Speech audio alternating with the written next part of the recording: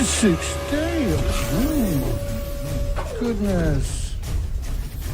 It's 2023. I'm going to be your host tonight, Dana Durnford. Welcome. Welcome. You can call in at 709-589-4406. Or send me a text. Or hate mail or something. Let's have a conversation. Anyway. We got Kevin Blanch. He's in Ground Zero in California. Pretty grim looking. We're gonna give him a shout, or he can call in if he's sitting on. If he's got other things to do, he needs to get the call over with early. There's no rush all the time. Now he's got a whole bunch of pictures posted at his YouTube channel, Kevin Blanch. He flew in last night, and we're gonna get the show on the go here. Just gonna talk about the IAEA for a minute, and then we'll call Kevin. I got a bunch of pictures from the ocean down here. We're gonna show after. So it's been an amazing struggle for humanity for the last 12 years. Humanity's losing. We got all the universities, all the media stabbing us in the back with connotations like that. It's 80 years of it. They say it now. They don't believe it, obviously, right? We counted the tanks, supposed to be 1,000 tanks at Fukushima. We only got 750 if you include all the little small ones. The radiation numbers are in the sieverts, not in per liter. You're talking about 2 sieverts from the tanks. So the official story now is there's nothing in the tanks on the tritium. The ALP system, the Riva water filtration system, the Siri system for filtration of the cesium, none of that worked. Because if you aggregate a huge amount of radiation in a short period of time, you're going to have a criticality. You have no control where you're talking about putting thousands of sieverts into a so-called filter. The problem with it is the filter needs to be 12 feet thick or something.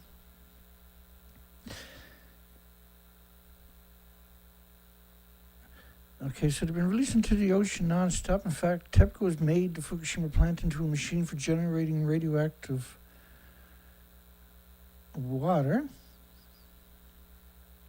And they've done some peculiar things where they're growing food right alongside of 1-ton bags in a nuclear wasteland. And that the food was banned by 55 countries. But the official story is nothing got out. But over the next 30 years, 2.2 grams of it will. The International Atomic Energy has gave their blessings, the crucial blessings for TEPCO to go ahead and dump the water into the ocean. The problem was the reactors don't even exist. The fuel pools don't exist. So it's just a big cover story, and a cover story is hence a cover story where the official story sounds pretty good, but the reality is dire. The radioactive fallout has irreparably harmed the Pacific and the Atlantic for sure. We've studied both of these oceans. That's both the official pictures. You can't have both of those. This is 2013, where they're claiming the building to your right has been magically restored and looks like the building to the left. That was physics.org. We're almost here. Ralphie L. Grossi is going around as a dictator, same as UN. The question tonight, is UN a global dictator?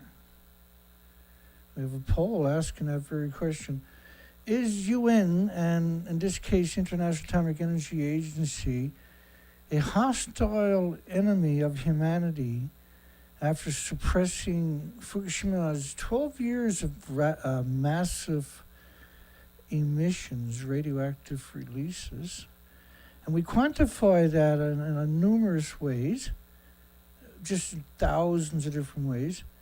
This is undeniable if you're honest, and they know the difference. They're not naive. Their job is to apparently destroy the future of humanity and the 8 million species. And that plan is working quite well. As you'll hear from Kevin Blanch coming up, there's not very many colors in the beaches of California. I'll show you what it should look like, and we'll call Kevin in just a moment. So the building's actually detonated. This is the reactor core and the fuel pools going up in the air. The plume models to your left are based on 27 days of fallout covering the entire planet. And they're appropriate to have plume models. My understanding is on top of what used to be reactor building number 4. So they're all going to do the same thing. I'm not going to torture you, put you through it, I guess, but that's just a fraction of the media that cooperated on this propaganda, where they're claiming they're at the top of the building to the left, but it's invisible until you get inside of it. And there's this incredible history of contempt. 80 years, the entire legacy of the nuclear industry is clear contempt. It's unbelievable amount of contempt. And we have destroyed the oceans in just 12 years. This was the straw that broke the ocean's back. Was Fukushima was a pulse event. It was a massive amount at the one time, and then a continuous plume that covers the planet. I launched research expeditions on the west coast, Vancouver, British Columbia to Alaska. And what we discovered is absolutely horrifying, mesmerizing, that when we went to look for the species, what we discovered was the species were gone. And that the only starfish that we came across was just 3 different species. They were very, very sick, and there was no diversity. And this is what Kevin Blanch is going to show you. We're going to call Kevin right now. This is what Kevin Blanch, if we can get him on the phone, he's down at ground zero. We got some of his videos downloaded. We'll play, because I didn't want to stream it and chew up the bandwidth and take a chance on interrupting the video, right?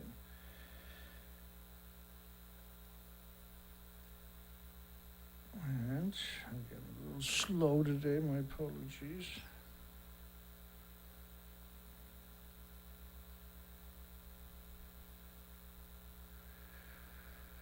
Kevin, there we go.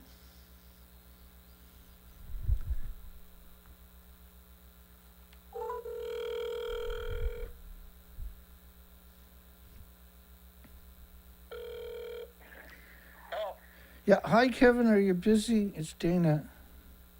Yeah, no, I'm ready for you. I've been waiting for you to call. Okay, good stuff. I got you live right now. Kevin, folks, is on the beach. I got some videos of his I'll play in the background.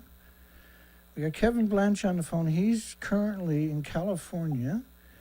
He's going to give us terrible updates on what he's finding down there. And he's posting videos at his YouTube channel under his name, Kevin Blanch. Hi, Kevin. Hi. Pretty grim down there. Go ahead. Oh, boy. So this morning, I don't think people realize this, I worked this so hard. This is the lowest tide of the year. And it's only going to happen for a couple of days. And in the summertime, to catch a negative 1.7 in daylight hours is almost impossible. But I caught it this morning. And that whole reef there, I worked that whole reef. There's an hour worth of footage there. And I worked that whole, I've never in my life, and I've been here, since I was a little kid, and I've worked that same reef there in San Diego here over at OB. I've never been able to get the whole reef like that low in summer daylight hours. I know, it looks amazing. And that was the only spot you were finding a few species was at the very, very low tide, right? Well, on the whole reef there, I found nothing. I mean, nothing. It's just dead. It's pitiful. And we're talking historic low tide. So you're only going to see that for a couple hours a year exposure. And nothing. Wipeout. Dead. So this woman comes up to me, and she's Italian. And she says, you the typo guy, you're the topo guy. And I said, yeah. She says, I found some over here on the jetty, on the marina, on the man-made rock walls there. I says, you did? And she's like, yeah. So go. So I got over there, and I found 5 or 6 starfish, but, ochres. The big ochres, but they were pretty sickly looking.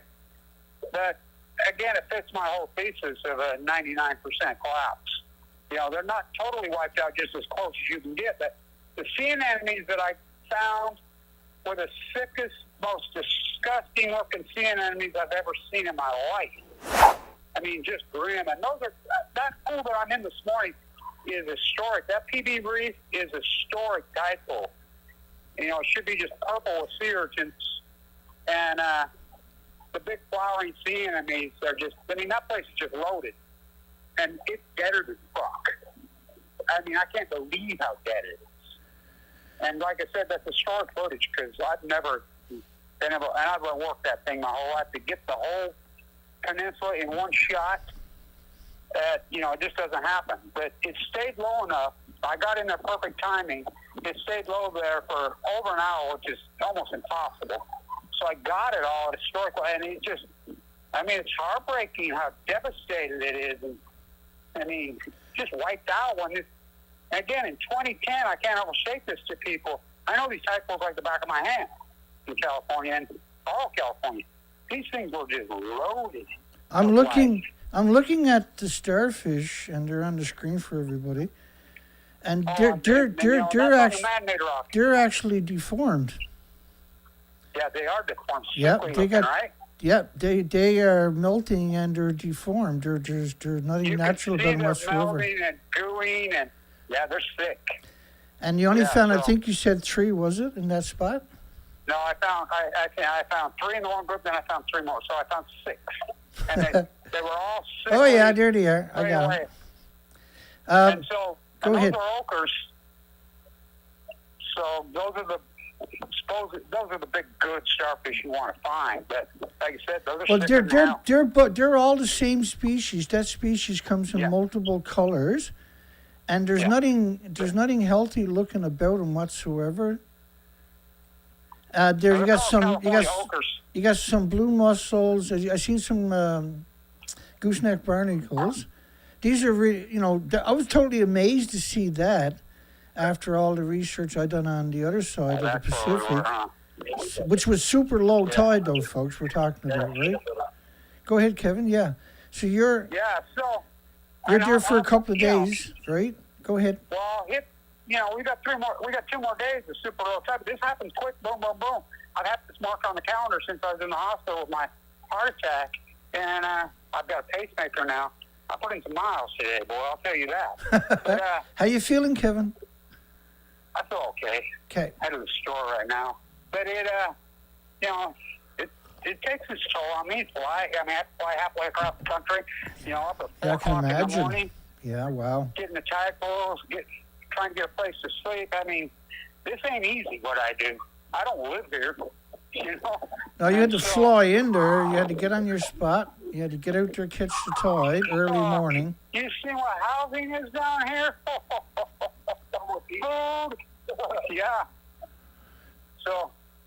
So it's a nightmare. But to be able to do that and to think that I don't even live here. There's 45 million people here and nobody can handle this. Where's all the marine biologists? There aren't any. Yeah, it's amazing that nobody else. You got people living there and they're not even going down and checking and documenting. These people that are supposing Scripps is right here. The great marine biologist. I talked to a guy today at the hippie market, Yep. which has got the best food anyway. But I went over there because the new oranges are on, and that food's so good at the co-op. Anyway, I talked to a biologist over there today. He said, well, I had to drop out. I had to drop out of what? I said, the most famous biologist, marine biologist in the history of California never went to college. He says, who's that? I said, Doc Ricketts. He says, yeah. That's, you got to self-educate yourself. You can't go on. So why is nobody doing the work on these typos? I says, you mean to tell me, I told him, you mean to tell me that Fukushima is the greatest PhD opportunity in human history? And you mean to tell me only 2 people on Earth took it? Durnford up there in Canada and myself are the only 2 people that took this PhD opportunity on Earth. And it's true. Because, the bottom line, I tell look, in order to be a true PhD, you have to have field work. That's the rules. Yeah. I don't see anybody's field work. Where's their field work? And so it blows my mind. So I'm like, well, what makes you think you have to have a college degree to be a marine biologist? Doc Ricketts never even went to college. Half the tide pools in California are named after him. Folks, let me cut you off, Kevin. Folks, just to show people know, the pictures I'm showing are before pictures. And we'll go back to the video right here. And this is Kevin currently. Go ahead, Kevin. I'm sorry. Yeah, and thank goodness you you had open heart surgery, nasty, terrible open heart surgery. Then they had to put a pacemaker just to keep you alive for the surgery in the first place. Then it was terrible this surgery. They had to use a human cadaver. It tore my entire aortic root out. I've got another person's aortic root in me. They had to sew the aortic root in. I've got a new valve. They had to cut an artery out of my leg and harvest and bypass it. And I got a pacemaker. And the first, my perfect, that's all via cancer. And here I am doing the typo work. 6 months later. It's craziness. I slept in my sleeping bag last night. I have a sleeping bag down here. You slept on the beach last night? No, I slept on the couch. Okay. Peter's couch. Right, that's right. Thank you, by the way. But this hillbilly down here that I stayed with, this hillbilly gets up at 4 o'clock in the morning. Awesome. Because he's got to work early. He's a working class dude, so, hey, and I got to get to the beach, Yes. Low tide was at 6 a.m. this morning. Oh, we like to thank him for taking care of you, man. We really appreciate that. Yeah. Especially in your condition, somebody needs to do it, right? I mean, it's a big enough burden flying down there. It's a big enough burden trying to document it, and everything helps. It's outrageous that we do all this dirty work on all these marine biologists and making hundreds of thousands of dollars a year. These foundations are all over throwing money. Where's the beer aisle? That ain't beer. Yeah, shocking to control opposition. I was happy to see the mussels, but I get it. It's a super low tide, and there's very, very few of them. There's nothing else. There's a couple of deformed starfish, I know that area good, and just a couple of. What we're seeing of that mussel is pitiful. That's pitiful. Oh, it is. I mean, really, I know that area. Oh, that's really pitiful. That's 1%. Those things should be freaking 5-6 inches tall and just hundreds of. Just really just loaded. And it's like on that reef in those first two medias, all those little holes. That thing is purple with California upper proportions. It's like purple carpet there. Not one. And a little teeny sickly sea anemones. Those sea anemones should be as big as your head. So you never seen any sea urchins, you said? None, not a one. Did you see one last year? I can't remember. It wasn't. If you did, it was only 1 or 2. I can't remember. The upper California purple urchins, I declared freaking the upper ones. They should be everywhere. Extinct 5-6 years ago. And they live in, folks, because I used to harvest 20,000 of these urchins every day, the purples and the reds. Yeah, people eat them. They're basically the same, but they're slight. And they live in carpets. Like, there's incredible carpets. You'll get all the different sizes, all the way up to 8-9 inches circumference down to 1 and 2 inch circumference. You'll see this incredible diversity. And the prawns like to live in the spines because it's hard for fish to grab them, right? And there's a whole ecosystem built around that. And Kevin is down there. He's not at the lowest tide of the year, and we're watching the videos of Kevin's that he posted from today. There's nothing there. A couple of algae. There should be around 700 different kelps, and there'd be around 5,500 invertebrates living amongst that. And the birds would be there chowing down each day at low tide. Instead of eating McDonald's, they would eat at the low tide. And since 2011, these were decimated due to Fukushima radioactive fallout. And Kevin, what's your plan? Well, here's the thing. I'll be PB point tomorrow morning. I'll get that here, or that legendary pool all handled. But the thing is, there's that video of the girl swimming in there after the dog that I shot. I seen that, yeah. I'm talking to all them, and I'm like, it's historic. It's the highest low tide in history here. So I talked to the Coast Guard there. I'm like, it's the highest red tide in history. Yeah. And demonic acid in history. How come you're out? So there's one little sign says, if you go in, you might die. Blah blah blah blah. I'm like, how come you guys aren't restricting it? We don't even know for sure how bad this is. Hey, Kevin. The kid at Delmar got bit by a feline yesterday twice. Stop right there. We'll come back to the sea lion. James Lewis got a couple of great questions. There's no shells on the beach of shellfish. Very few. And did you smell the sea when you were there? Can you remember if you could smell the sea? Oh yeah, I've got that down to a fine science. I've lived here my whole life. There's no smell. The There's ocean two major like a questions. lake, and there's no smell. Well, we quit smelling the marine layer, and the marina if we can smell. You used to be able to see it from 150 miles away. You can't smell shit. Yeah, that scares me. We're seeing that here too. But now you were talking about a sea lion. That's where you cut you off. Attacked somebody or attacked something? A teenage kid at Delmar. They're gone mad. They got demonic acid in their heads from eating the shellfish, from eating the algae film. But the algae, when I'm talking to the rangers, down here, the lead Coast Guard or lead lifeguards are biologists by rule. And so they know their shit. And I talked to them, and I'm like, look, we don't even know what this is. This red tide event's the worst in history. It's 200 miles out, 800 miles wide. And what's it doing? And we're letting people swim in it? We don't even know if it's going to attack people. And he's like, that's right. But I said, well, who's making you stand out? And he said, we're being briefed on it. And I said, you're being told not to start charge? Yeah. It's outrageous. Did you see any little small fish in those tide pools at all? A few, very few. Oh, you did see a couple. You seen a couple of green sea anemones. You seen a couple of green sea anemones. I seen that up by Alaska where you just would see this couple of. Now, folks, there should be around 84 species of sea anemones, and they're like a sock that can get quite big when the tide goes over it, up to 2 or 3 feet. And they come in multiple vibrant colors for each species. And what I seen that time, Kevin, was just a green one. And I remember last year we were find a couple of them, but that was it. So there's no shells on the beach as we see that with our own two eyes. There's no smell. Go ahead. Down here, I grew up here, and I've been here my whole life, and I know these tide pools like the back of my hand, blah, blah, blah, blah. So the thing down here is the Upper California purple urchins in SoCal. We are famous for that.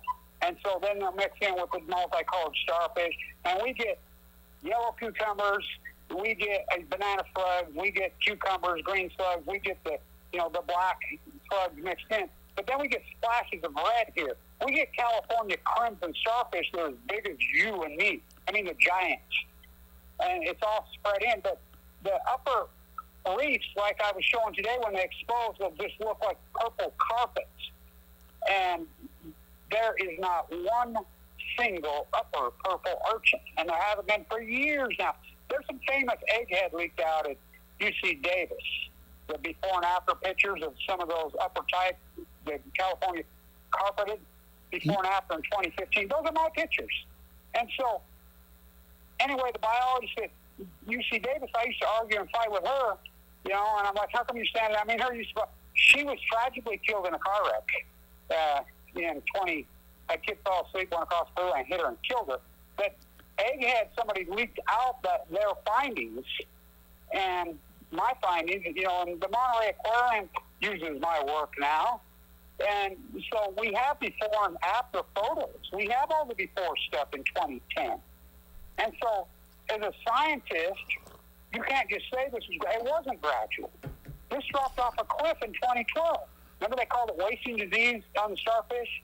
Yeah, they're They're trying to claim there was no such thing as starfish and urchins, basically. Right. I mean, hello. So YouTube has gotten so big and so broad. People are slowly been putting stuff over the last 20 years of older tadpole videos. More and more show up every day. Somebody freelanced out there in 2009, 2010, 11. So these same tadpoles I was in today, there's videos all over in 2010, 9, 8. They're just fucking loaded with life.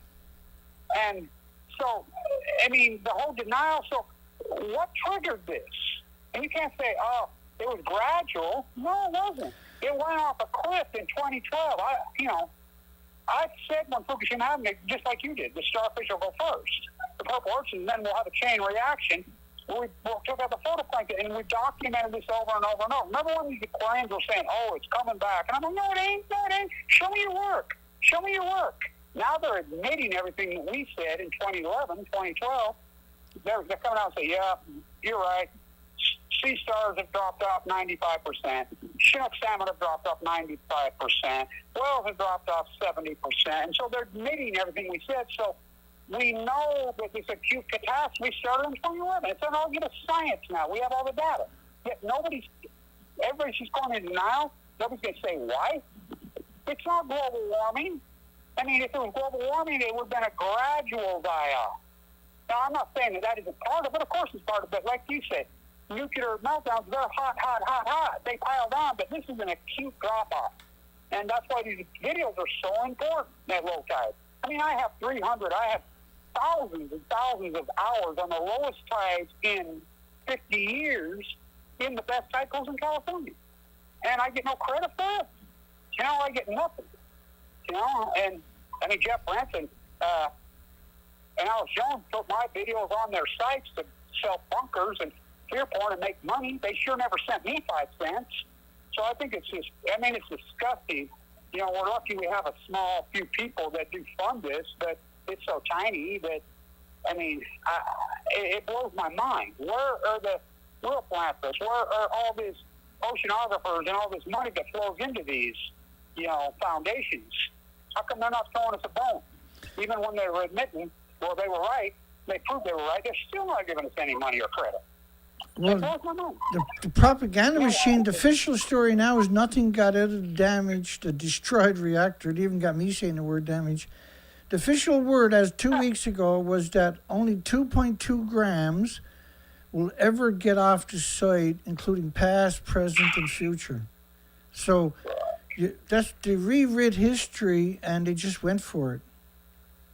Well, the thing is, the KLK study, I have it on my website, Blind Schwartz, which is 2011 got leaked out. They found 1,000 times 40 kilometers off in 2011 at the background of cesium-137, and they already come out and said, and that was the International Secret Study, they said it was already into the column in 2011, 1,000 times the background levels. So they're just spitting in the wind when they come out and say shit like you just said. All it is just pissing into a fan. It's going to go right back in their face. They're fools for even making that kind of comment because it's been well documented. Everything they're saying is a lie. That doesn't matter. That's their story. They're going to stick to it. Right. And so I'm very frustrated, obviously, with this new story. My goodness, right? You got the buildings are completely gone, and they're claiming nothing got out. It's terrifying. Yeah, so let them go along with that, because nobody's paying attention to any mainstream media at this point anymore. They laugh at it. And so even the contemporaries are on to them. So let them put out their bullshit narrative all they want. Let them freaking brand. My line is simple. Go ahead and brand yourself in history. Go ahead. And I've been saying that the whole time. Let them brand themselves in history. Because the facts of the matter and the documented proof, my typo videos, your videos, have proven, and now they're admitting, this acute death. And so, they can go in denial that Fukushima had nothing to do with it, just like we can't even say where we think COVID came from. And so you're going to deny Einstein's work, so let them go ahead, because It's only been 12 years. I know it seems like a long time, but it's all shaking out. We lost a majority of the visible species in just 12 years. Right. Yeah. It's an acute catastrophe. Cancer rates off the hook in North America in that 12 years. I mean, it's no coincidence longevity started to peak in the United States in 2012. And drop off. Cancer Yeah, the epidemic fires. started in the 70s after a decade or so of hard bomb testing. Bomb testing for folks is not aware is a war. That's a war. Well, It's the killed same my fault. dad. It gave me cancer. Yeah, it's the same fallout. Hey, Kevin. My dad was nuked in Nevada test site. We call it the atom bomb disease, leukemia. That's what Sudoku's mom calls it. And so, they can go ahead, but as far as the ocean goes, everybody's in denial. These videos are historic proof, and I don't know what people want. I really don't know what they want from me. But, I do the work, and it is what it is. So, I mean, in my head, all I can do is keep doing the work, and I don't know what more I can do. If you didn't get this super low tide today, if you had been a week later, there literally wouldn't be anything in your video whatsoever. There's barely anything now, but there wouldn't be anything if you didn't catch this super low tide. There's no shells on the beaches. There's no groups of species. There's no seals.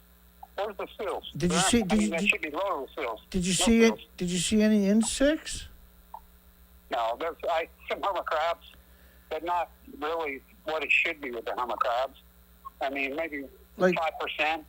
Like insects, there's thousands of little insect species that live for the low tide zone. As the tide comes up, they move to the high tide zone. And the West Coast was the same way of British Columbia to Alaska. And this is the same coastline. The species are the exact same. And I didn't find any beak mussels on the West Coast over 6 years. There ain't shit here. There's only a couple there, so that was amazing. It's just to see them. What it should be, if that. Because it's hard to prove they existed, right? Go ahead, Kevin. I'm sorry. Yeah, but the thing is, we use the word in science acute versus chronic. So this is an acute catastrophe. Again, this fell off, and it's well documented. It started in 2011, 2012 with all this. So when you have an acute radical catastrophe, we call that an outlier. We can run regressionary models. We have the salmon data. We have it also. Any regressionary model that gets put together points to 2011. Well, so we know something radically changed in an acute fashion in 2011. That's unarguable science. Kevin, I'm going to cut you off. Hey, what'd be great is if you shot some of the same footage without streaming and then uploaded it, because the quality will be completely amazing. So, live is important, don't get me wrong, but because I do the same thing, right? But I got a different platform than you. If you can, try to get up at least one video each day, 10 minutes long or something, from just a camera, and then upload it, because it'd be such great quality. Yeah, and I have some of that. I have videos like that are out there on my. Typo list is there. There's 300 videos in it. I'm gonna do it on my website. Because I was looking at my footage, because I'm doing a lot from the boat right alive, and I'm going to switch right from here on out. I'm going to just use my beak camera.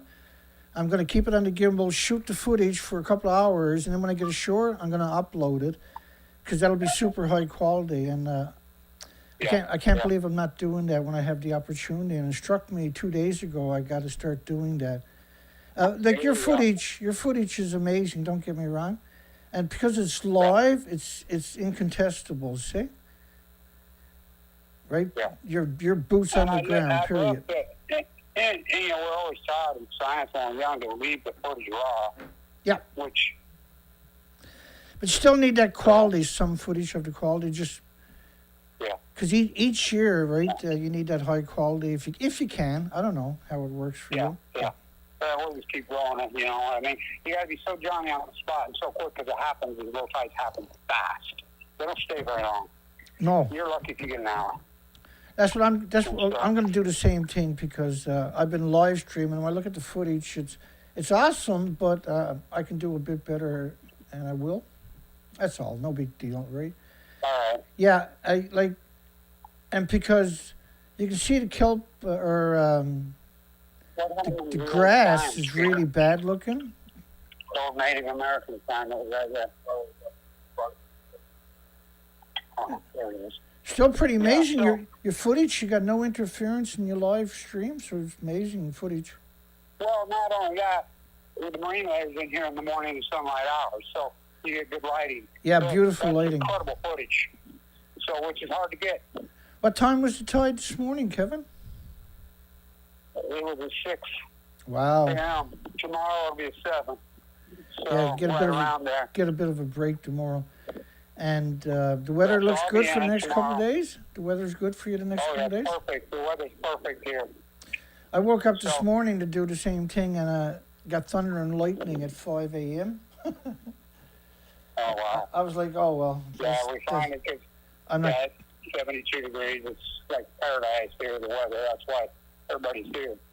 Weather. yeah. And so, yeah, so I'll get it in the morning, and I'll get it the next day, and then, of course, I'll get other stuff.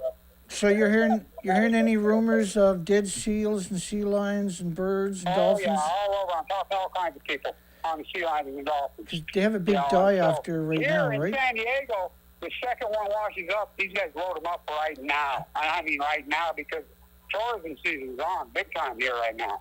This is the height of tourism season. Can't have that. So they say you get up towards Santa Barbara and L.A., they say they're not even picking them up. There's so many. There's literally Wow.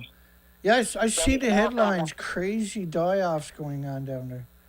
Well, it's the greatest red tide event in history, and that's if it even is a red tide. Algae plume, demonic acid, pseudo, which I don't think they even have a clue what it is. So, and they issued a warning out here, don't eat shellfish, and Well, there's none there. no. And so, There's no shells at so you all in the talk to tide people. pools. Nothing. Nothing. Better than fuck. There's no clams, Better no than fuck. oysters. There's no No big anemones, snails. no shanks, no slugs. There's no nothing. mollusks in the tide pools whatsoever. We've seen some mussels on a few rocks, but we're not seeing not even empty that's it. shells in the tidal pools. Nothing whatsoever. And all those holes you see in the rocks, that volcanic rock, they're supposed to be full of urchins. Each one of them holes an urchin. Every one of them. Yeah. Every one of them. That's what they are. That's who made those holes. That's where they hunker 'Cause down. I used to Protect pick them from the sea. Yeah, I used to pick 20,000 of them a day under the ocean as a diver, and this is what you would see, right? Was these empty holes, Yeah. and I seen a couple of mussel shells in a hole, but I mean literally nothing else on the beaches.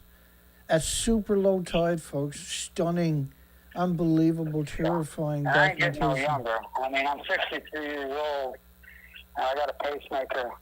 And, I've had How a old are you, concussion Kevin? twice. 62? 63. 63. 63. I'm a 1960 model.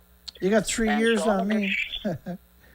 Yeah, and so, everything I've been through, I've been sick for 12 years, I've Yeah, been so- battling. I've done all this while sick.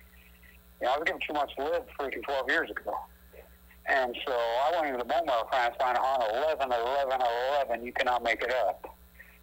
So given 2 months, and like I said, I lost my gallbladder, I lost my teeth, I've had open heart surgery twice. So, And here I am doing all the dirty work. so would you agree Fukushima is an extinction event? Well, I always use the word genocide, but I mean, I think as far as, of course. Like, Well, is look at the Upper California purple urchins. I mean, more and more species are going extinct every day in the last decade in the ocean. So, there's certain creatures it's taking out. But when you genocide 90% or 95% of a species, that's just as Well, devastating it's as much any worse than that. extinction. Yeah, it's much worse than that. Yeah, Unfortunately. And so the plan is, 99%. what time is it where you're to now, Kevin? Roughly. I don't.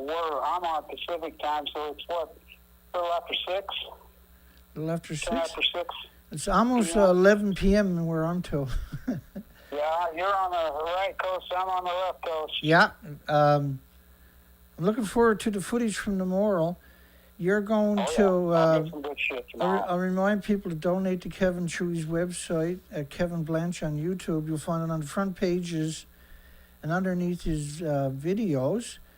I mean, it costs so much just to get there, let alone to try to That struggle. footage I got today, I'm so happy that I got it because I got all the way around that whole reef, which I've never been able to do that, because it's so low for so long, it takes so long to get across it.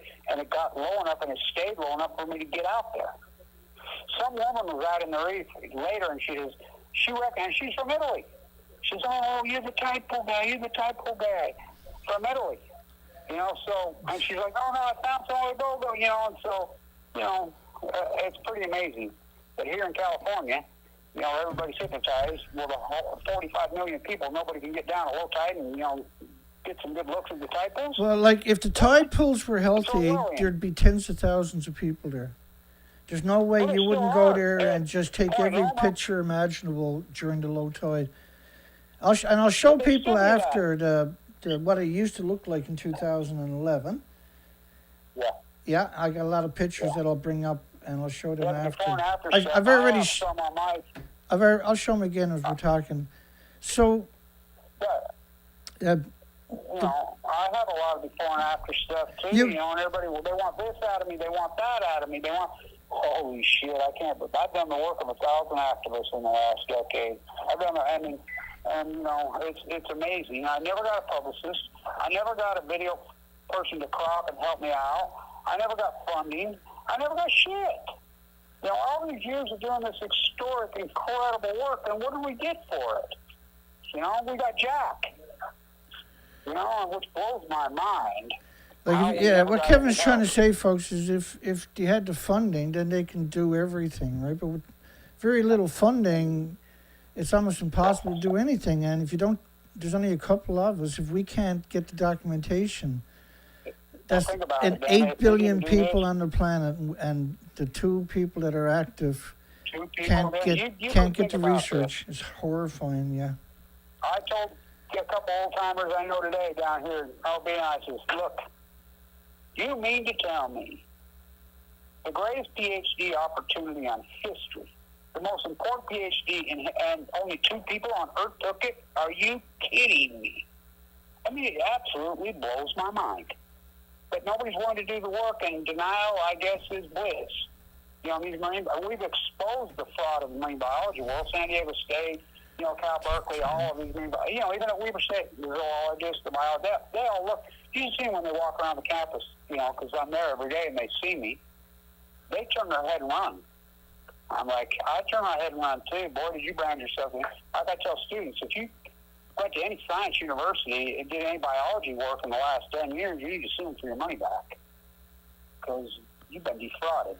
They didn't even mention Fukushima. The typhoon collapse. But I guess it is what it is. So today is Thursday, and which is normally I will stop on Thursday. I'm probably going to do a show tomorrow night just so we can get you back for half an hour. I'll do like a short show, and we see what footage you got. I'll download it and we'll play it in the background and see if you find any others. So tomorrow and Saturday is supposed to be my days off, but Kevin's down ground zero. He needs some extra exposure. So I'll do a show tomorrow night for 1 hour, folks, and we'll get Kevin on again. So, Kevin, any parting words here tonight, and we'll pick it up again tomorrow night? Our small teeny army stands strong, man. It's David versus Goliath, but keep slinging the stone and hitting the nuclear giant in his forehead. I mean, clearly it's a naked coastline. There's just a few species hanging on. And that's very rare. It's only because it's super low tide that you're seeing that, folks. Summer low tide at -1.7, it doesn't happen. Yeah, it's such a rare tide. So lucky to actually make it. It was chaos. I mean, you had delayed flights and everything else. It's hard to I raise marked the this money. on my calendar in January when I was in the I was in the ICU and with open heart surgery, all but dead. And I looked all the way through and I said, oh, God, around the 4th of July, we're going to have super low tide, the only one of the year. So I've had this marked these days, and I was so relieved to get it done this morning. I felt home. You know, even though it's dead, I really felt relieved that I was back to work after everything I've been through, because I really should have died this morning. I was down to 138 pounds. I'm back to 166. You know, I'm a goody two-shoe, you know, and so I've been working really hard rehabbing, really hard rehabbing my body to get ready for this. And, people don't realize. I mean, there's a lot of work. People have no clue going through those cycles. It's slick, it's dangerous, and it's a tremendous physicality it takes to do this. They think I just walking across there like I'm going on a sidewalk. It's not true. I mean, they're slicker than shit. You have to know where you're going. Not just to mention the knowledge in my head of all these tide pools that's built up over the years of knowing when to go, where to go, and how to go. I mean, people take it for granted. It's like Ted Williams hitting 408. You know, people just look at that beautiful, sweet thing and think, oh, that's easy. Okay, that's why nobody else has ever done it. It takes years. So, anyway, stand strong. I'll talk to you tomorrow. Okay, Kevin, thank you for the reports. We'll do a show tomorrow night. We'll get you again, okay, my friend? Yeah, God bless. Thank you. That's Kevin Blanche. Kevin, I showed the videos that I was showing you was Kevin Blanche from today. You can go over to his site and see them. The pictures I'm showing are what he should be looking at. This is what he should be seeing everywhere he goes. This is why the tide pools were amazing. Look, you don't see just one starfish, you see endless starfish. You see all the clamshells that just stand out for you, right? You see all the large kelp. You see the leatherbacks. There's so many different species. It's hard to appreciate it. There should be around 7,000 highly visible species. You shouldn't be able to count all the species during a low tide. You should have to go.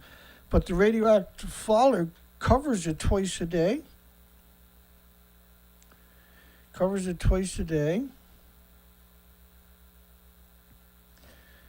And they're not pretending they're in a building that don't exist because it was harmless. They're not pretending they're in that building because the species were fine. They're doing that because the species were exterminated. We know that because I repeated the research expeditions on the West Coast, from Vancouver, British Columbia to Alaska, year after year after year. We got some headlines we're going to cover. Then I got some pictures from out on the boat to get through. And when you see these pictures to the right, that's my pictures after Fukushima meltdown. The pictures to your left were pre-Fukushima. To the right is post-Fukushima. It's a total extinction event. The loss of the entire diversity. And I covered the coastline for 4 to 5 months a year without coming home.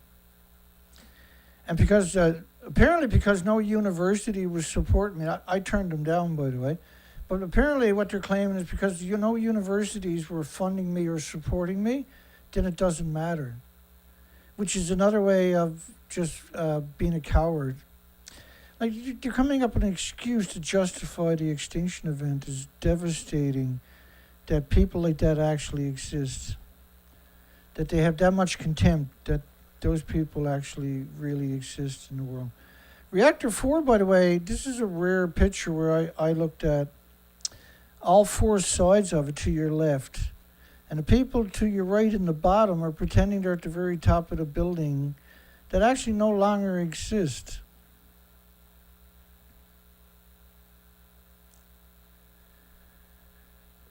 Okay, so let's just cover, because this is, now they're claiming that the tanks are holding all the radiation and that there's only tritium and it's only going to be equal to 2.2 grams of releases over the next 30 years. We got James Lucid calling in. Awesome. Hi, James. Excellent timing. Mr. Dana, I'm sorry. I just had to call in just for a few minutes because Yeah, I just go need ahead. a reality check. I just need a reality check from what we just saw from Kevin. I mean, this is the most It's crazy. unbelievable Yeah. footage. It's You know, they had a press conference, you know, earlier today in Southern California about the sea lion. yeah. And, Good you know, point. they're like, they had this guy talk, and he's like, you know, I'm from Northern California. I'm a transplant down here. Like, that had anything to do with anything. It was like time. It was like something to waste time with. And he's just like, yeah, this is really bad. Like, we haven't seen anything. Basically, what's happening is offshore. We have this algae plume, and it gives off this, you know, the acid that gets inside the sea lions, and they can't do anything, and they're just dying on the beach, and we have no more room for them. There's nothing we can do.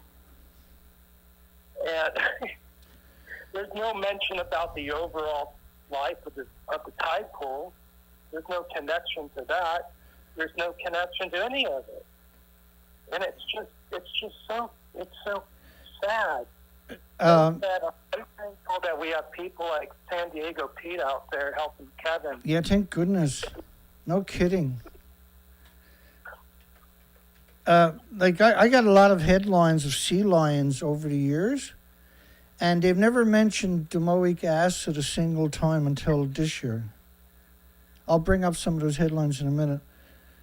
Well, we've heard that before about the crab. Remember, don't eat the crab. You know, the shellfish have it. You know, they don't mention that anymore because there are no shellfish. I mean, everything's collapsing. And I think about, you know, there's sites out there where you can buy Alaskan salmon, and they ship it to your door. I'm like, well, where the hell are they getting this from? You know, I mean, if they're getting it, and it's just like, you know, the biggest thing that's so frightening is the deadliest catch. You know, on the Discovery Channel. Yeah. You know, if they're on a crab boat. Right. Well, this year they had to cancel. They're like, you know, there's no crab. What about next year? You know, what about? So it's like, you know, it's right in our faces. You know, and it's. They're participating. They're participating in the law, right? Right. Yeah, they're just silent about it.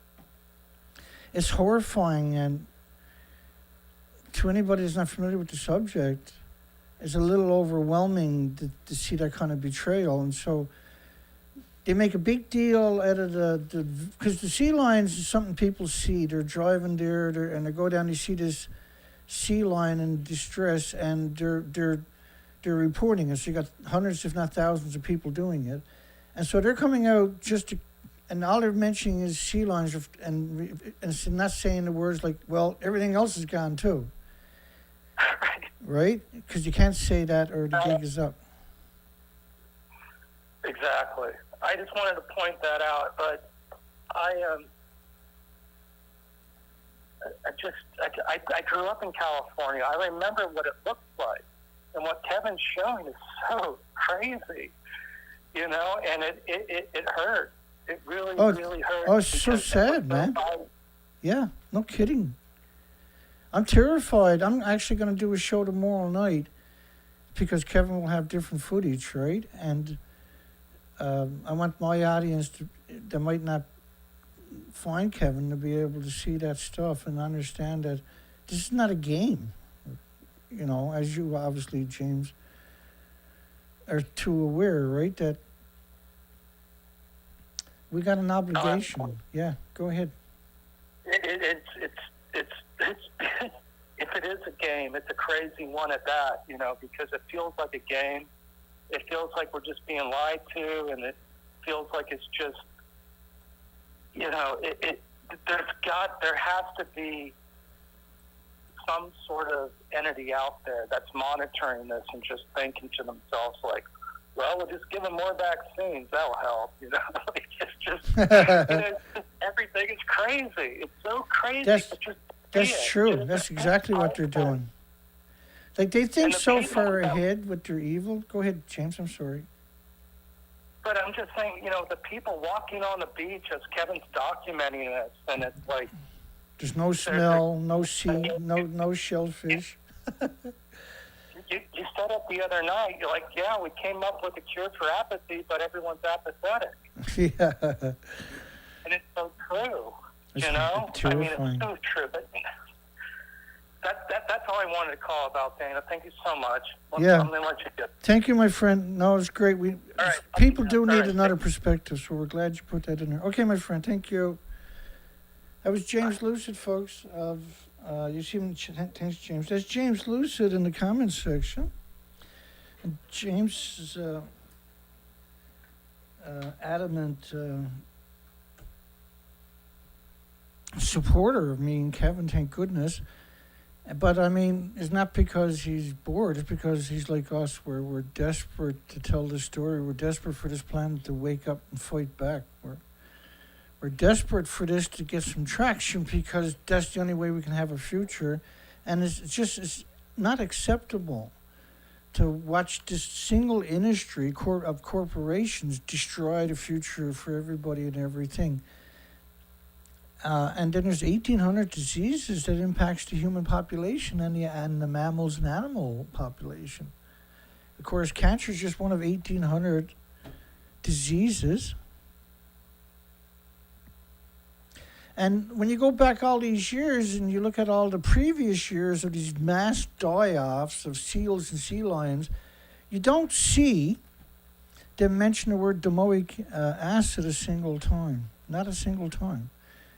I got a good example. Just hang on here. And I just thought of a recent example of how crazy this industry actually is. Make sure I don't make a mistake here. There we go, we'll get it. So there was 3,200 sea lions that died. There was over 100 species, by the way, and they tried to, there was ducks and seagulls and geese and hawks and owls and bears and foxes and bobcats and raccoons and butterflies. Everything was dying of the bird flu. But when they show you the picture of the sea lions, they're actually 100,000% emaciated, and this takes forever. That's not domoic acid, and that's not bird flu. Bird flu doesn't do this. You don't become emaciated. It's a very fact.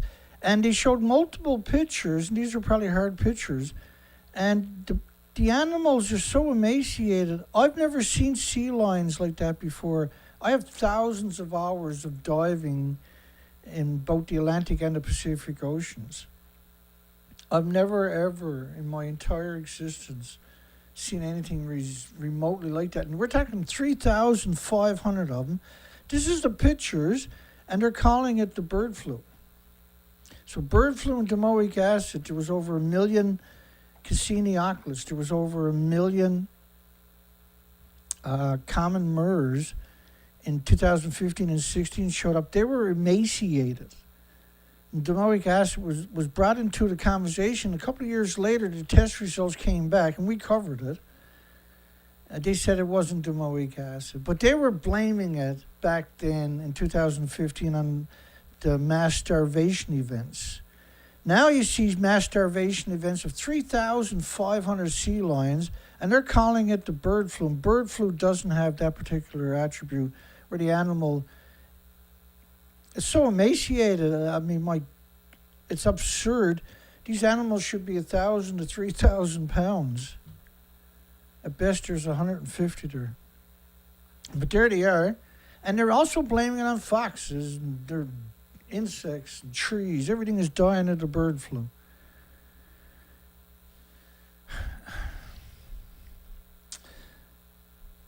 Just bear with me, because this is about what's happened, not what might happen. This is about what happened because of Fukushima. They got a large percentage of the world believing that nothing's happened, and they got them protesting what might happen instead of what is happening. And if the world is not going to go out and go to war when you only got a couple of species left on your coastlines, You will regret that. I can assure you. Me and the people here that are paying attention, we won't regret trying. That's not something that we will ever look back and regret doing the best we could. We'll never regret it. Kevin will never regret going out on those beaches. I'm never going to regret doing the same thing in Canada year after year after year. It'll never happen. We'll never regret it. Let me see. So I showed you those seals, emaciated seals. But I got quite a list gathered up from, this is all different media aggregated at one site. It's a very effective way, and I'll just run through it. It's a very effective way because you won't see the word domoic acid a single time in these stories. The fish are not there. The seals, all of them are starving. 2015. Unprecedented die-off of nearly endangered marine mammals. More washed up in a few months than all of recorded history. Carts filled with emaciated dead bodies. 2000. I can't remember what year that one is. Animals sick, starving, emaciated, too weak to swim. Sardines, crayfish disappear from the ocean. They just vanish. Marine mammals starving, struggling to survive on the west coast where Kevin's to. In the strandings in 5 weeks, everybody exceeded normal seen for an entire year. But there was no normal. That was just over the last couple of years with the same events, right? 2015. That story was. Animals dying on the beaches. They're basically dying on the beaches. New worse calamities seems to be unfolding. Like walking skeletons, so hungry they were eating rocks. But normally the rocks were covered with incredible diversity and they would get nutrients and then excrete the rocks later if they were abandoned accidentally or couldn't find their mamas, right? Extremely unusual, like walking skeletons, extremely emaciated. Killer whales dying, sick and emaciated. Marine birds disappearing, significant ecological shift and crash in multiple species. Hearing problems may be worse than they thought. Something's happening on a big level. What was the big catalyst to kill all these species in such a wide area? Well, the only thing the event we had was Fukushima. It covered the planet, and these models is 20 days, for instance. None of this will mention domoic acid, and we have this long legacy of this documentation. So now, acute hemorrhaging found in dead owls along the west coast. Badly emaciated dead owls.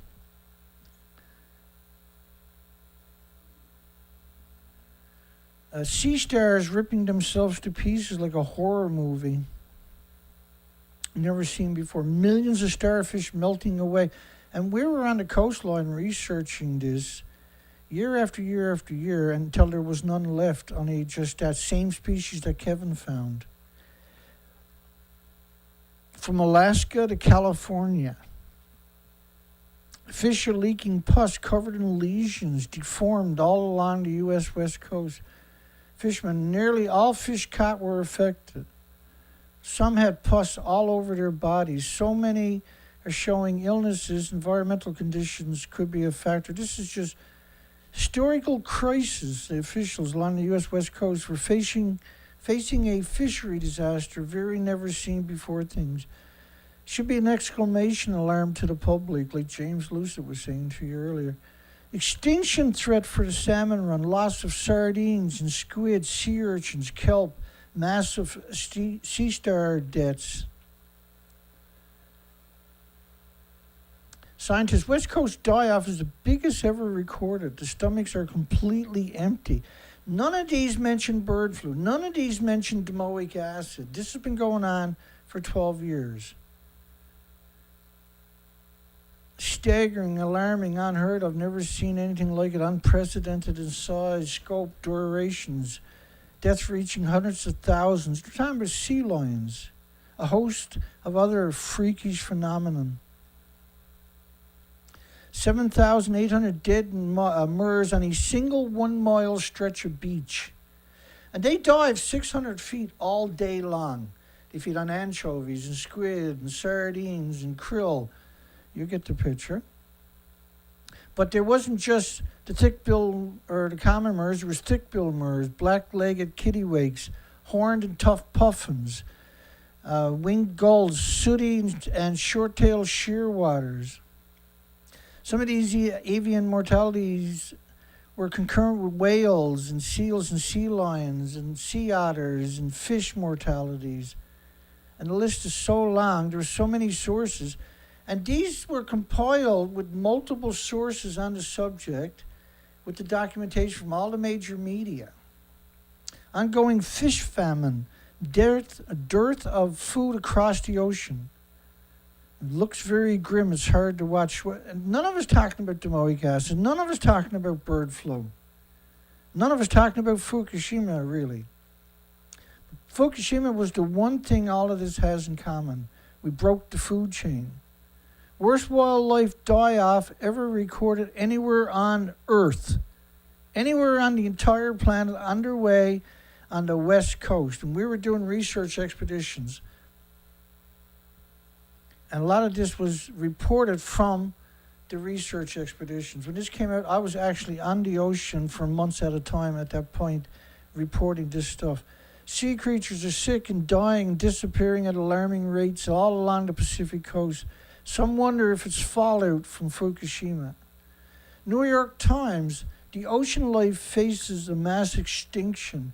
We may be on the precipice, this is a study, we may be on the precipice of a major extinction event in marine wildlife. Nobody mentioned the word domoic acid. Nobody mentioned the word bird flu. Just saying.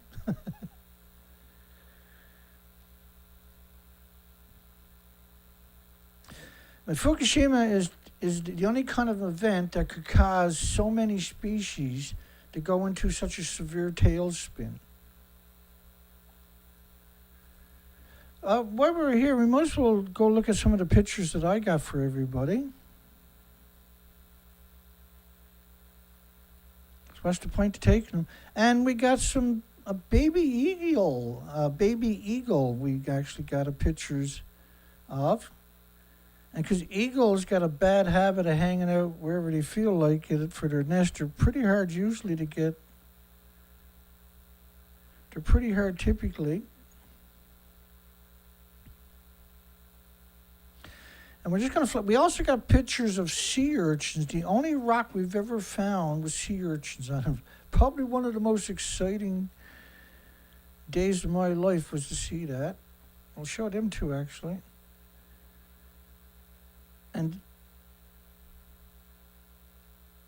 most of the rocks, this is low tide, most of the rocks are empty. We're on the Atlantic Ocean. We've been doing this research projects down here for about a month. This year, we've been at this multiple years. We've done 6 years on the Pacific Ocean. And there's nothing alive in the tidal zones. Now, the previous trips we've been showing the documentation was the bird colonies, lots of dead babies of cormorants, no babies of the tickleass, which are like little small seagulls. I'm not sure if we got any of that in this particular set. So the rocks are naked except for just kelp weed and maybe a little bit of kelp cabbage, but kelp weed is the most predominant of all oceans. We should have multiple species of algae. And so we were really fortunate. We actually found some sea urchins, but it was rocks that were offshore, not on the actual coastlines, because the radiation runs down the coastlines into the tidal zones in the ocean when it's raining. So the rocks slightly offshore are the better ones. And we'll get to some stuff here and we'll zoom in for you. I'm just documenting it to have a baseline. And so There's no color. There's just, it's extraordinary we're even finding any algae, right? And so that's why we're documenting that. It's very low tides, like Kevin's talking about, because the moon is in the right phase. And we're not going to be able to go through all of these pictures, I don't think. Oh, I screwed that up. Let's just get that a bit smaller because it's hard to, just large is hopefully good enough.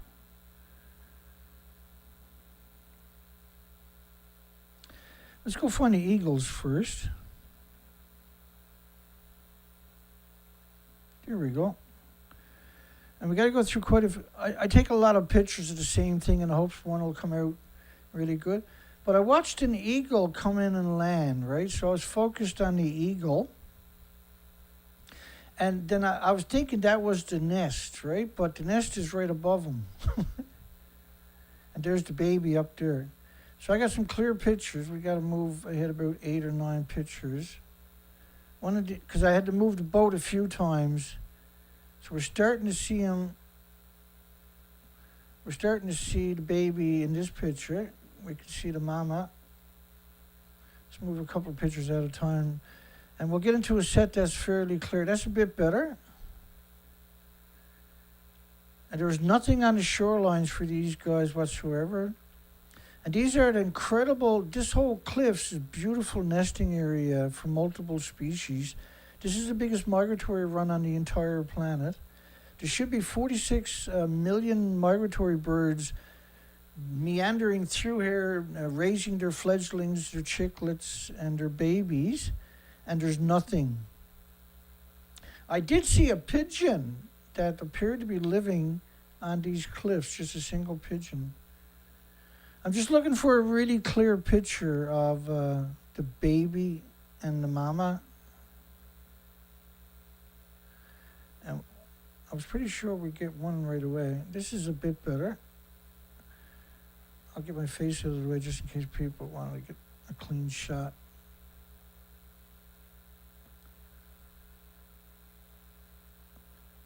That was extraordinary to see a baby eagle, for goodness sakes.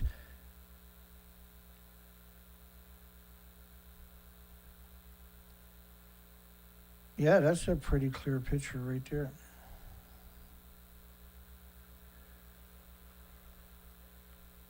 You can see baby's looking good. They're pretty big too.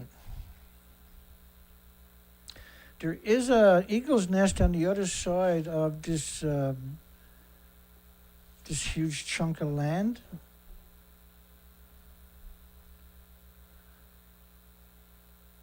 And so we got mama and a baby surviving, but there's nothing else living in these cliffs. There's nothing else living in those cliffs. And we found a single rock with sea urchins out of the water. There was no birds feeding on them. We also found some coral. You can see the coral is like a pinkish color. It was amazing to see that. Let's go back, actually, and we'll open up, expand that. And we probably will never find another rock like this where there's actually life on it. But this is 100 kilometers of the coastline, and this is the only time we found life. This is a very, very low tide. And so normally seagulls will pick these up every low tide and drop them on rocks, or if it's in the community, it'll drop them on the sidewalks and the side of the roads. And so it's extraordinary to get these pictures. And we found this, I was live streaming like Kevin is doing, so it's not as high, very high quality. So we took a lot of pictures to try to get a few good shots. So far we're struggling. There was no baby crabs, no baby eels in these little pools. There is, though, however, and you can see one there, little snails. You can see a couple right there.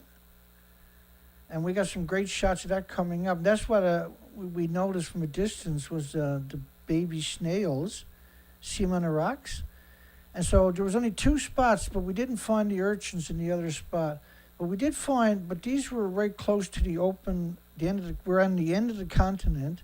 It was quite exciting to actually find it, because you got people now saying, well, Dana, there never was any marine life in the tidal zones, Dana. And I'm like, what are you talking about? What do you think the animals used to eat all the time at low tide? And so they would take these and drop them and break them open. And quite shocking, there was a failed colony just not very far, 700, 800, 900 meters away to the west, a failed colony of seagulls with no other species nesting in the colony. And we've been covering that over the last month or so. A total failure on the other side, the southerly side of the cormorants. About half the babies were flopped over dead in their nest. So very exciting when we this was a rock off the shoreline. We've never seen, and we've covered 100 kilometers of the coastline. We've never seen this anywhere else. And this should be, the entire coastline should be covered in mussels and covered in all kinds of little species at this time of the year. Should be all kinds of baby species, because that's prime real estate, right? And so this is why we're so shocked we weren't seeing anything. So all of a sudden we're seeing, for the first time in all these years, species that actually lives in the tidal zones, which to me is so sad that this is the only spot, but it's magic. And I take all these pictures in the hope to get a couple that will come out clean, because I shouldn't even be allowed to own a camera. I'm that bad with cameras. And after all these years, it's still. So you got kelp weed and another algae. None of it is healthy, obviously. And to see these little snails by themselves with no other species, there's no starfish to be visibly seen.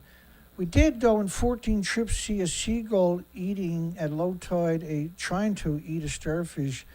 But normally a seagull would devour everything here because it's the only thing on the coastline. It's a pretty good picture. And we got some more coral, which that's the first time we've seen coral, the first time we've seen the snails, the first time we've seen sea urchins, and the first time we've seen any kind of life. There's not very much, but there's quite a bit of sea urchins, so it gives you this, look, you're looking into the looking glass pre-Fukushima, and you're actually seeing some species. And so I'm shooting you underwater. You can't really see it, I guess, but there is quite a few underwater right there that unfortunately you can't see. And there's no other shellfish. There's no mussel shells on the beaches, no clam shells on the beaches, no oyster shells on the beaches. There's no scallop shells on the beaches. There's no insects activity in the tidal zones whatsoever. But to see this was really exciting. I was pumped with adrenaline. And we did see, and we're seeing it here, you might not be able to make it up, but the little black shiny stuff is baby mussels. There's no adult mussels, no teenage mussels, no intermediate mussels, just little tiny baby mussels, and they're very rare. And we found it in 2 places. And we're almost up to the mouth of the little peninsula, which is open Atlantic Ocean straight out from there. You're on the edge of the continent of North America, out on an island in the Atlantic Ocean. You're the last stop for the migratory birds. And we haven't seen a single migratory bird in 14 trips. And some of these trips typical trip is 5 to 7 hours on the ocean, and we just meander along slowly, documenting the entire shorelines, the cliffs, the coastlines, and we came through here multiple times, but this was the lowest tide so far this year, and we actually found some sea urchins that were out of the water, and were just absolutely mind-boggled, mind-blown to see that. And you notice how the algae is very sickly looking? Very sickly looking. And believe it or not, this is the most life we've seen in 3 years in the sea or in the Atlantic Ocean, in the tidal zones. Just this one unique spot. And I think this is all underwater. And so there's quite a few sea urchins there, and you can see the sea urchins out of the water above it. And the coral. The coral is, it's a very tiny coral in the Atlantic, but it's coral nevertheless.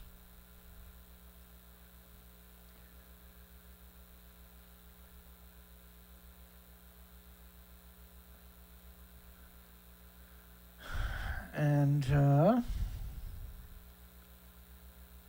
look how sickly and weak-looking algae actually is. There should be multiple species, very vibrant, healthy algae. Even the kelp weed, which is a pretty hardy kelp, is not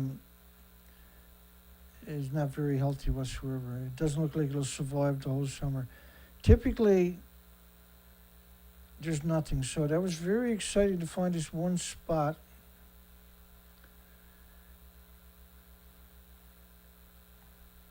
And it was a very awkward spot to get, because the wind had just shifted. It was very difficult, little spot to work in, because you're basically bottom out most of the time with your boat. My boat's okay. I believe that's a mussel shell right there. An adult. I don't remember seeing it, but it certainly looks like it. It's underwater, so it plays tricks on you. But I'm focused in on that. I think that's a couple of mussels right there. In fact, that's exactly what that is. And that's the only ones we've ever seen in 3 years that were out of the water. Might be a couple in there too. Yeah. It's pretty amazing. So there's 5 or 6 or 7 species. Look like a crab shell right there, doesn't it? Yeah, that's a crab shell right there. We haven't seen anything in the low tide. We're going low tide. We haven't seen anything swimming on the ocean floor. Yeah, that's great. I took lots of pictures of that place, that's for sure. And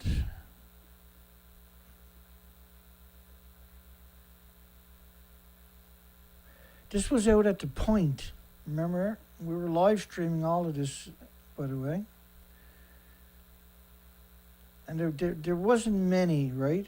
But it wasn't like there was no sea urchins out of the water. It was some snails, though.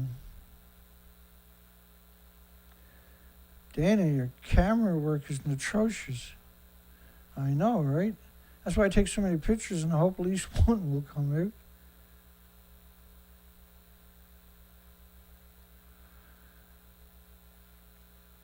And now we're going to do a show tomorrow night. And just so we can get Kevin's footage out there. And I know it's a bit of a pain in the ass to ask Kevin to upload the footage because it takes a long time, right? With the cell phones when you shoot a big file. So I'm not sure if you'll have the time to do it. I mean, when you're streaming from ground zero,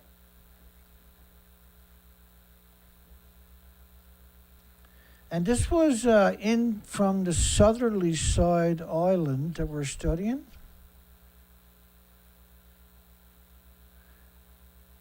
Yeah, and there was nothing in there. What do we got here? I wonder.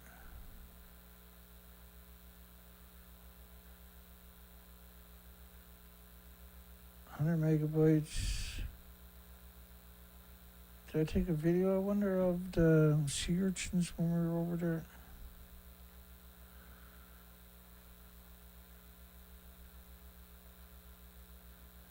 Yeah, that's a seagull right there. Now we're looking for capelin rolling on these little beaches. And the capelin will bring you, you'll get all kinds of birds feeding on the capelin. The birds will try to eat the eggs. Capelin will come in later. These are like little small fish, 8-9 inches at the most. And they'll lay their eggs. The seagulls are so starving, they'll eat all the eggs they're laying. It'll be a big smorgasbord. And so, but you'll get all kinds of flatfish and sculpins and codfish, and predators that feed on them will show up at the same time. And that's a rock there. Will take my prop off if I'm not careful in very shallow water. Is the audio off or something? Yeah. You see sea urchins. So normally the sea urchins will crawl back up in that prime real estate. They're not going up in that real estate. It was the real estate empty, right? It was only that one rock. They don't mind being out of the water. They are underneath the water. We are seeing them when we look down. And there's quite a few here, and there should be, but I'm not really seeing. But they should be up in that shallow water. Babies. Why aren't they going up into that prime real estate? And this is a super low tide. Trillions of baby. We're talking about sea urchins. In that zone, they're not crawling up on the rocks and filling up the gap. And we should see capelin rolling by now. Should be gulls there, like, because the gulls can follow them, fly over and follow them when they're heading for the beach, and then they're ready to feed on them and the eggs, right?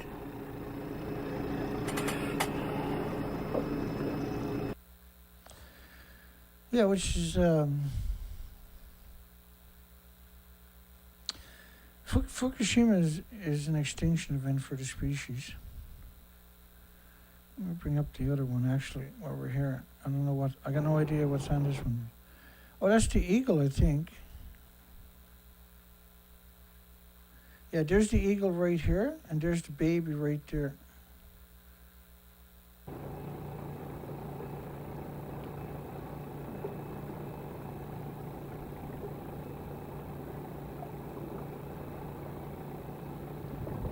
That was my max zoom anyway. They're way at the top of this cliff. I had to move out to try to get a better shot. Never turned out as nice as I was hoping.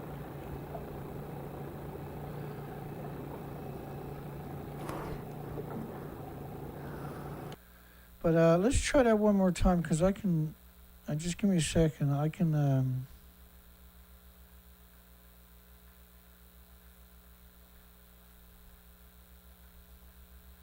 can zoom in, right? I think.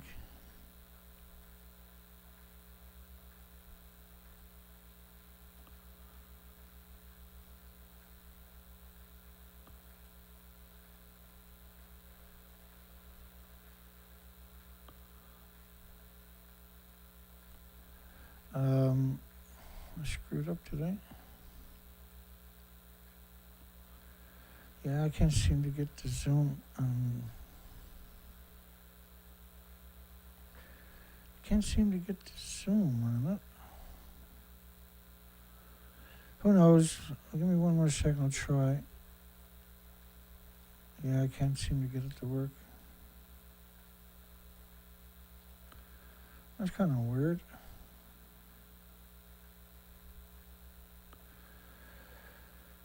Oh, well, weird is what is the new norm when it comes to Fukushima, right?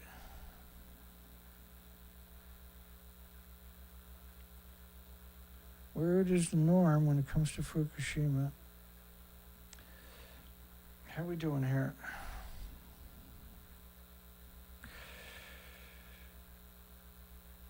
Okay, so we got through my pictures too.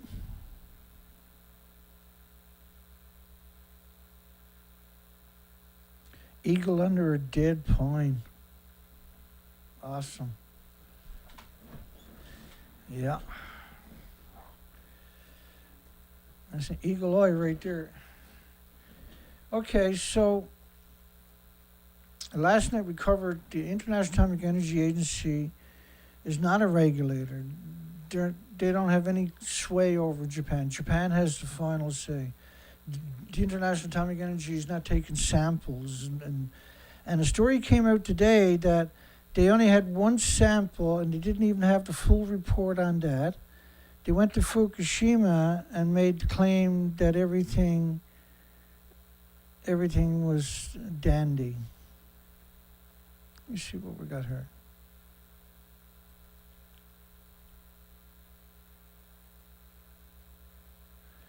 Just bear with me 1 second. This is stunning, really. IAEA rubber stamped the release of the radioactive Fukushima water without even finishing a simple analysis. This was out of South Korea. The lack of follow-through on analyzing samples deals a blow to the agency's monitoring credibility. He's a vicious thug. This is a terrorist, right? He's got a tear in his overcoat. Look at that. By his hip there. That's an actual tear. Examination of the documents that the International Atomic Energy Agency published its final report on the discharge of the radioactive water from Fukushima Daiichi nuclear disease factory into the ocean after only completing one round of sample analysis. Despite previously promising to carry out at least 3 rounds of safety reviews of the releases. Moreover, the International Atomic Energy Agency released its final report even though the results of its environmental sample analysis conducted in order to collaborate environmental monitoring results had yet to come out. They don't even have the actual samples. And the ones they got were from TEPCO themselves. The International Atomic Energy Agency undermined the credibility of its own report by coming to the conclusion that dumping the irradiated water into the ocean is fine, even before the analysis of the core samples were completed. Well, that's because the tanks are empty. If you go in my playlist, you'll find videos about that with all the documentation. One of the 3 components of a safety review, in other words, the International Atomic Energy released its final report. We just covered that. According to the analysts of the first radioactive water samples collected in March 2022. So the first sample from this so-called global dictator was only taken in March of 2022. March of last year was the first time they took any samples in 12 years. Try wrapping your mind around that statement.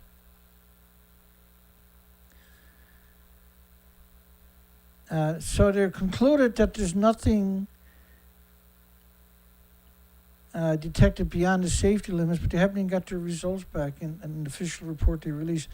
As this first sample was collected from the K4B tank group, which TEPCO's deemed ready for discharge, it had been homogenized for 14 days with circulation and agitated equipment.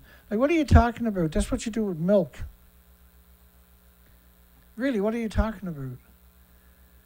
The International Atomic Energy Agency Tuesday reported only mentioned that the results of the first ILC for environmental samples will be available later in 2023. They don't even have a sample, folks.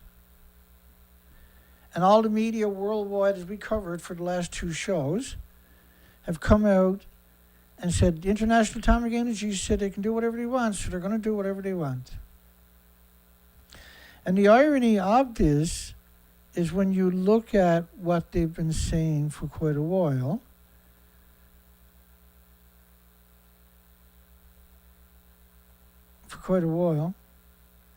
IAEA's role is to analyze and confirm the data, not directly collect samples and verify them themselves. And so, look at the Fukushima contaminated soil scenario. There's over 105,000 sites, 105,000 storage sites, but officially nothing has got out according to the last 2 weeks, the new version. And if you go and look at last year or earlier this year when the International Atomic Energy Agency said public trust is key to the projects of using radioactive soil, of using radioactive soil, they're actually going to grow, and they're growing food in it. The International Atomic Energy Agency is not a regulator and therefore not in a position to judge or approve Japan's soil recycling project. So how are they in a position to approve or judge the tanks. UN gives Japan a stamp of approval. UN, not IAEA, but which is the UN. And there's nothing in it. They haven't even got their samples back. He said, this is a very special night today. Remember those words. This is an incredible statement where we hoodwinked firmly the entire planet. International Atomic Energy Agency assures safety of the water released without even having their samples analyzed, without taking their own samples. Grossi emphasized, Raphael Grossi, emphasized in the UN report that its document is neither a recommendation nor an endorsement, and that the Japanese government has the final say on the issue. And these are all 2023 stories where the International Atomic Energy Agency is like, we got no say whatsoever. And yet everybody for the last 3 days have been screeching, UN says it's safe, have a nice day. Grossi is expected to visit South Korea, New Zealand, Cook's Island to ease the concerns. To ease their concerns. Imagine the incredible hubris you got to have to make a statement like that. He said his intention is to explain what the International Atomic Energy Agency, not Japan, is doing to ensure there is no problem. It's despicable. They're not even supposed to exist. It's revolting. Independent from the United Kingdom, Japan can finally release Fukushima water into the ocean. 2-year United Nations review concludes, and they don't even have a sample of their own, let alone the one Japan gave them. We have to recognize such a thing has not happened before, he said Grossi, adding Japan would have the final say on the release. Oh, the final say. It's been going on for 12 years. If you're worried about what might happen, you need to get your head out of your ass. You are way, way, way, way behind on this. You need to get proactive. You need to stand up and make a stand. This model right now is 23 days of radioactive fallout. This is France's. And we got the studies of it falling out. We got the documentation of the detonations. And the official story is nothing got out of a building that no longer exists because it blew up. The official story is everything is perfect. Look, I'm doing everything I can, so is Kevin Blanche, to show you the other side too, that this is an extinction event, that you got this one chance to hold them accountable, because they just gave TEPCO a get out of hell pass. Go ahead and kill the planet. No one's going to pay attention from here on out. And if you don't grab it now, if you don't seize the moment, you're never going to get that moment again. Unit 2 completely liquefied. So despite the fact that 3 and 4 you can easily say, well, they're gone. If you're honest, it's impossible when you look at reactor 1 and 2 because they've done a good job of the cover-up. But the documentation that we have is incontestable. It's unassailable. That these buildings lost their entire inventories, and that the modeling was done by the major institutions worldwide because they lost their inventories. The media is not pretending they're in the fuel pool because everything is okay. They're pretending they're in the fuel pool because it's not okay. The world needs to make a stand. Like, tell me who it is that you'll be telling you the same stuff I'm showing you, the same documentation, the same research that the world will stand behind. I'll go support and I'll give them everything I can, everything I got, if they'll do the job. Remember, it's actually gone. And they're claiming nothing's ever got out of it. Why do you think they're doing that? Well, you know, if you're not familiar with the subject, why do you think that they're pretending they're in a building that don't exist? Why do you think they would take a chance like that? Do you think because it's harmless? Or do you think that the plumes have covered the planet?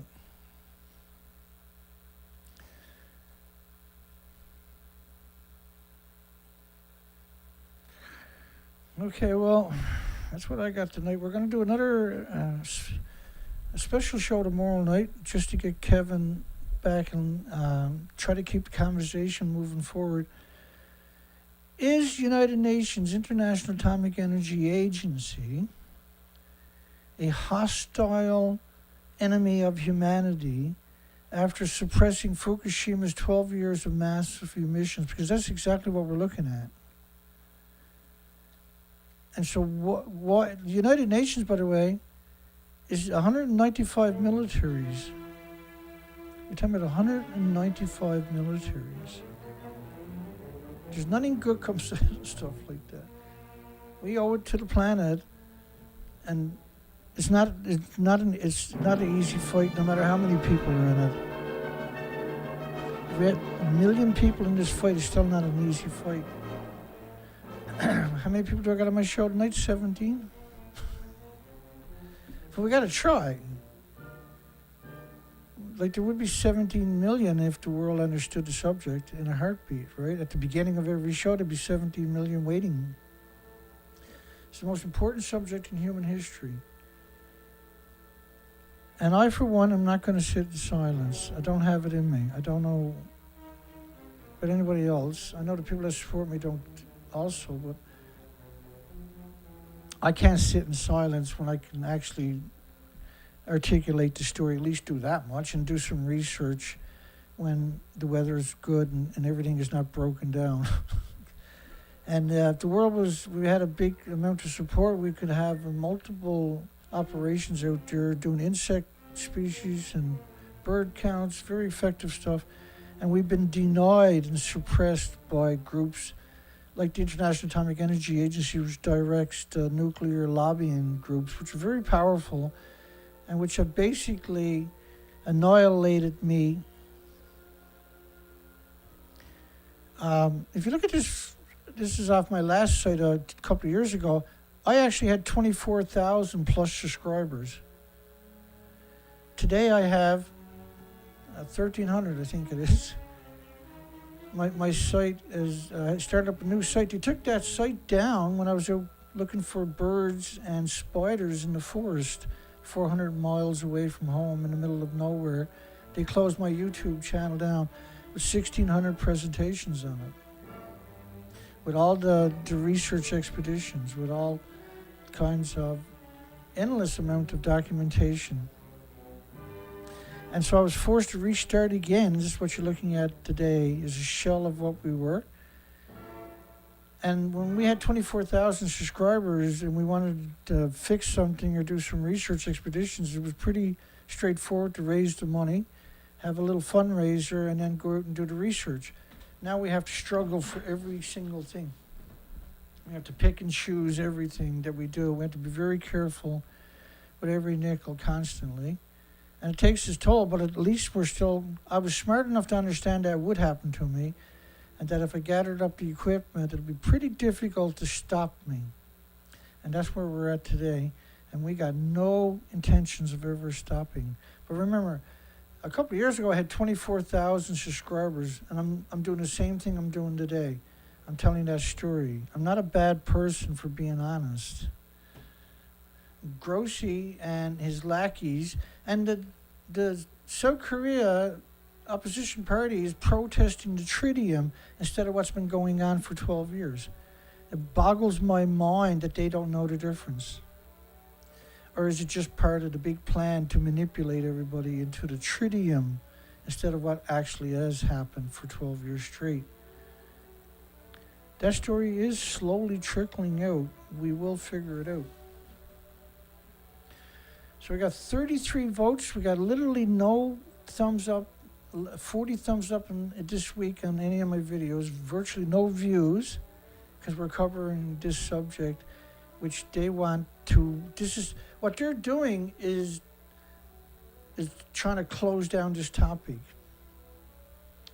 South Korea said they're going to have daily briefings until people stop paying attention. Think about how evil you actually got to be, and how much arrogance and hubris you got to have in order to think that way. And how much contempt for their own children's future and our future and the species to do something like that. It's disturbing, to say the least.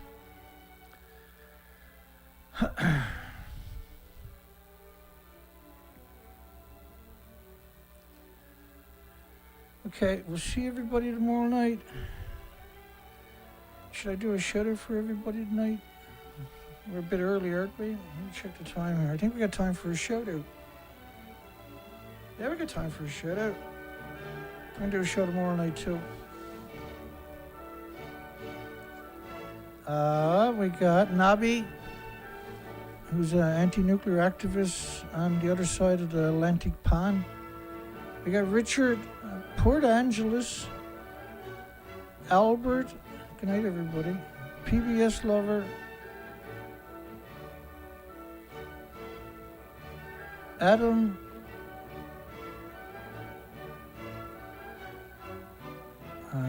James Lucid, thank you for the call, James, awesome, by the way. James donated, my goodness again, my goodness. Thank you, P. Hodge,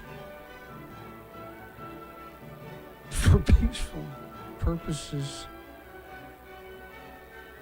Every time I heard the word peaceful and nuclear, it's a gallows laugh, right?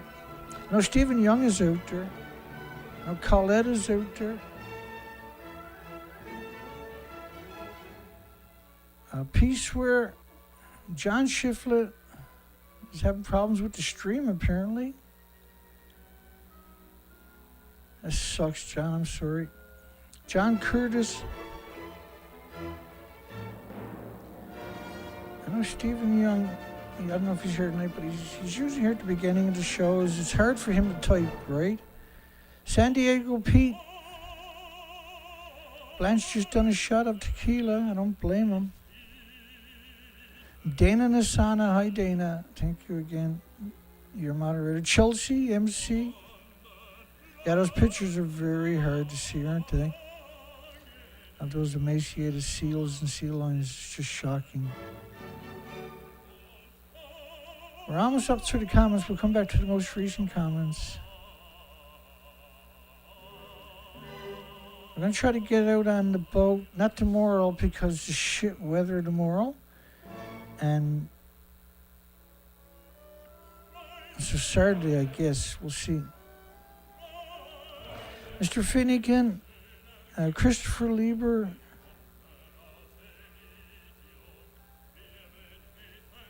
Yeah, we appreciate San Diego Pete.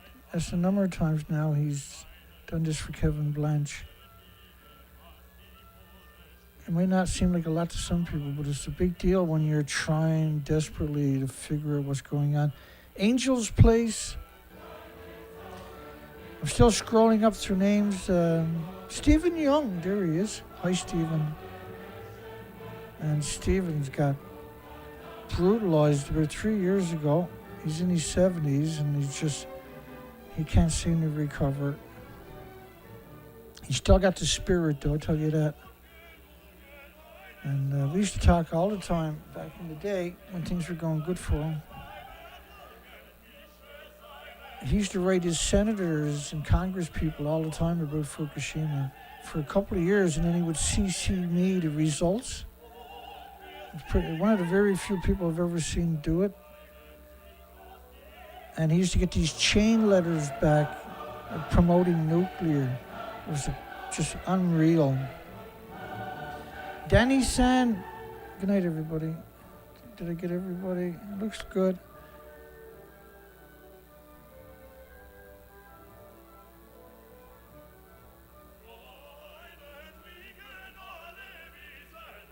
All right, good stuff. If you made it this far, give us a thumbs up. We'll see everybody on a special show tomorrow night, just for Kevin Blanche. And we want to find out what he's doing.